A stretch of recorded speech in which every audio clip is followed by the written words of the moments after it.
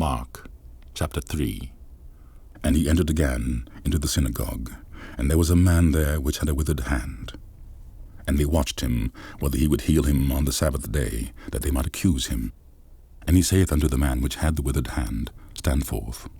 And he saith unto them, Is it lawful to do good on the Sabbath day, or to do evil, to save life, or to kill?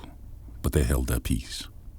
And when he had looked round about on them with anger, being grieved for the hardness of their hearts, he saith unto the man, Stretch forth thy hand. And he stretched it forth, and his hand was restored whole as the other. And the Pharisees went forth, and straightway took counsel with the Herodians against him, how they might destroy him.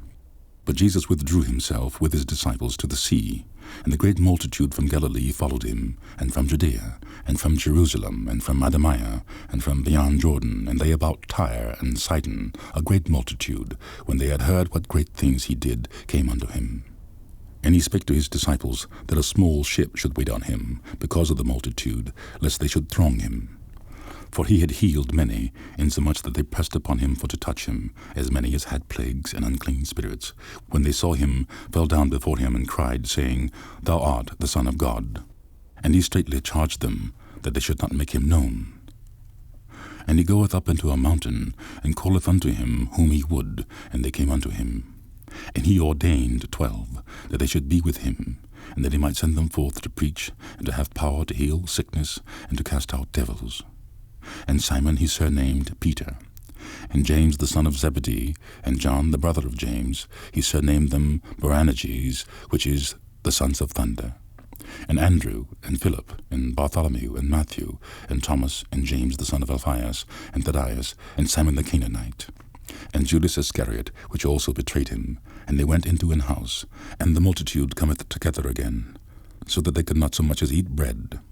And when his friends heard it, they went out to lay hold on him, for they said, He is beside himself. And the scribes which came down from Jerusalem said, He hath Beelzebub, and by the prince of the devils casteth he out devils. And he called them unto him, and said unto them in parables, How can Satan cast out Satan? And if a kingdom be divided against itself, that kingdom cannot stand.